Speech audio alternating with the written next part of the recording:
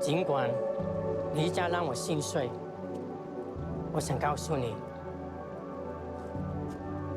如果有来生，我还是会选择和你一起报税，开心一点。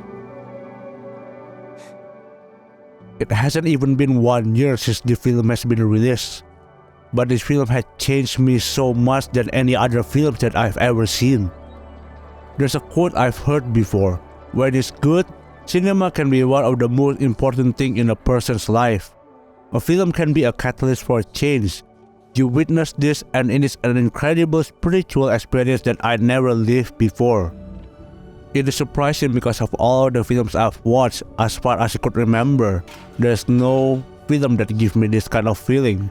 Living in an era where sequels, spin-off, and remakes are kept on being made by big companies, that glimpse of hope feels so far.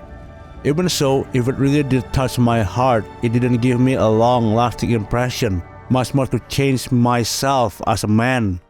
But Everything Everywhere All at Once does. And we'll be looking at how this film really changed my life, as well as how Daniels did this in one film. We're going to look more deeper in it. This is a Cinema Lens.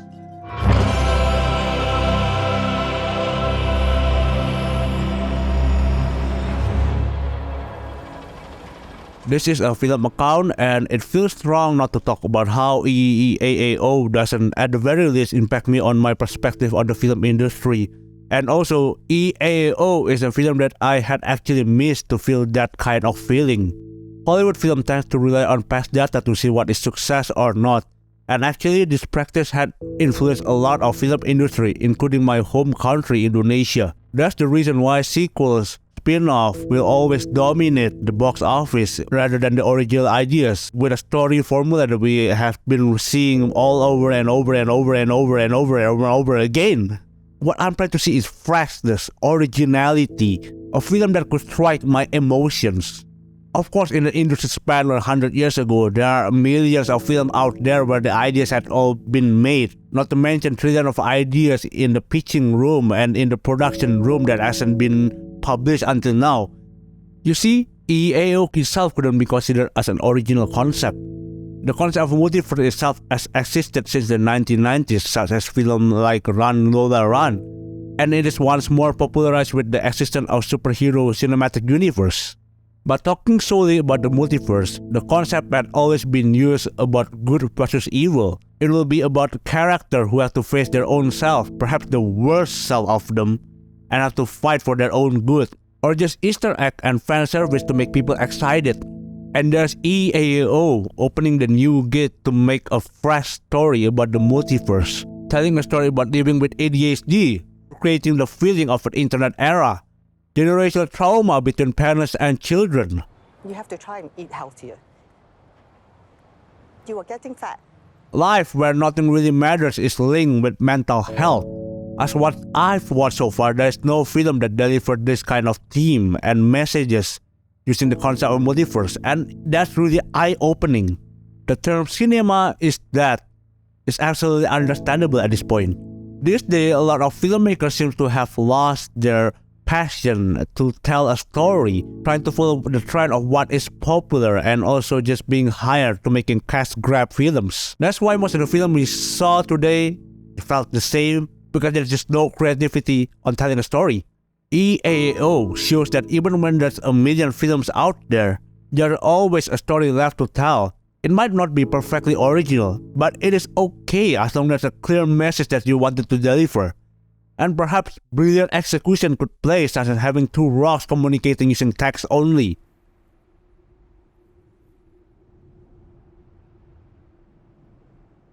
When this is all combined with heart and soul, cinema itself could open to a new potential, such as touching hearts, planting ideas to people, and changing people's lives. And honestly, aside from changing my perspective about cinema, EEAO does also define myself. What does it mean to be a man?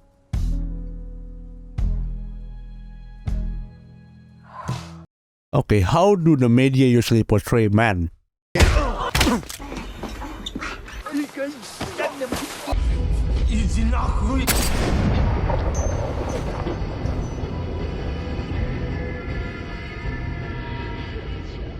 That's how man solved the problem.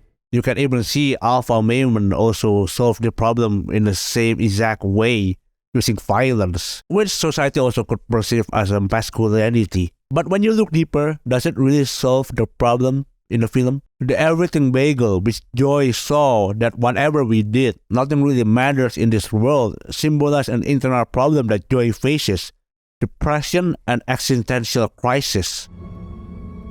Nothing matters. Why does it even matter for us in this world? And alpha women answer that question with aggressivism and violence, which doesn't even make sense. Supposedly, you're in a real world, having a friend that struggles with mental health. Do you just smack them down? Even a raise in voice could trigger their emotions. Yet the conflict of the story was solved through original Wayman's speech and encouragement.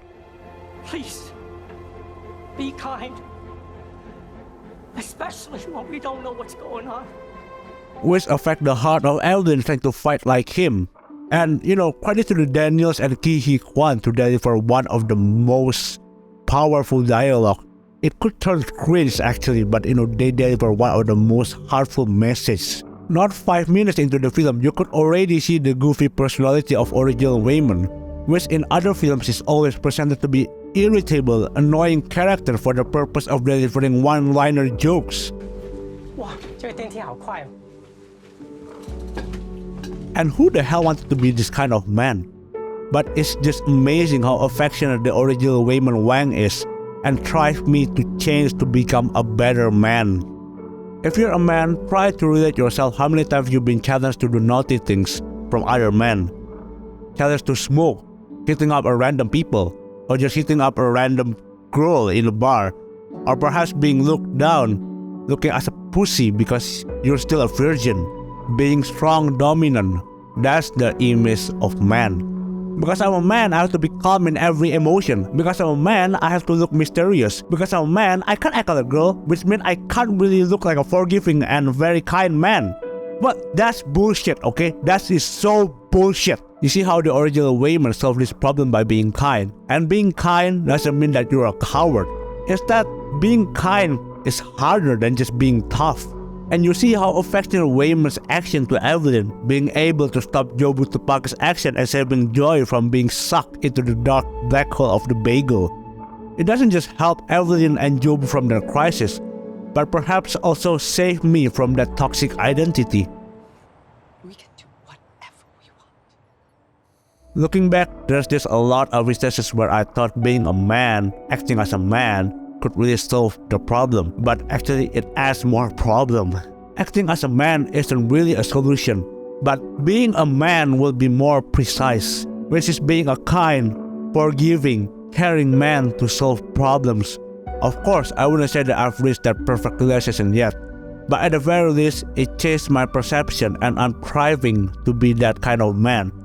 And I just really wish that, it could just change like in a snap of finger.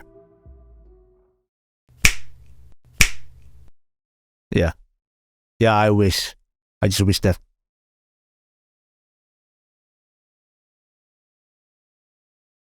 As I've told you before, EEAAO is a metaphor for what it feels like to live in the internet era. Looking at your friends' Instagram stories, flexing on their new sports car, or looking at YouTube videos where an artist covers a song while plucking the guitars coldly. This kind of short videos could even trigger us thinking, oh, I wish that I have a better life than this. Oh, I wish that I could pluck the guitar coldly like her. Trust me, I've always been caught in this kind of situation, thinking to myself that if I could be a great fighter, if I could be an artist, a writer, a singer, a chef. It doesn't have to be a career though, just one small thought. What if I'm better at playing basketball? What if I'm Korean, maybe she will accept me? What if I'm left-handed, people will just notice me more? What if, and what if? Don't lie to me, you must have this kind of thought once across your life. Daniels had created a perfect representation of what if through EEAAO, and as well shows the result when we got what we wished for. We saw the life of Evelyn being a martial artist, a chef, an opera singer, and a lot more. It obviously felt to have this kind of skills and power, but in the end I asked myself this, If I really appreciate of what I have right now, I might not know how to play guitar, I might not know how to play basketball, I might be an Indonesian, I'm not a Korean, but the fact that I'm living with enough resources, I myself still live at this point, knowing how to create and edit video decently, having a great and supportive family, knowing that there is still someone, no matter what happens, still want to be here with me. EEAAO helped me to realize this about the identity that had shaped me for the last 21 years, the potential that I could become for the rest of my life. Sometimes I do wish that I had a better life and hope that God had put me in other places. Perhaps there's just a better me in other universe.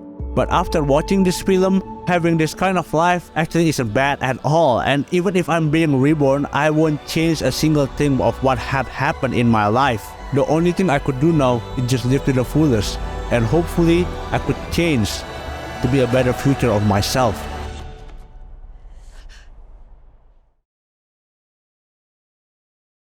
And that's basically how EEAAO changed my perspective.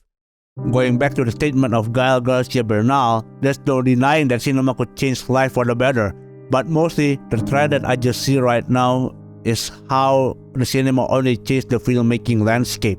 In the past, Citizen Kane had changed the filmmaking landscape by introducing deep focus and non-linear storytelling. John Wick changed the action landscape for choreographing action and taking long takes. But personally, I found a rare occurrence that cinema could change somebody's life. EEAAO is the rare occurrence that actually changed my life for the better ones. And as far as I know, looking from comment sections or stories from my friends, there's just a lot of people who have reconnected with their family, appreciating life more. And it just shows how powerful cinema can be, affecting our spiritual life and changing for the better.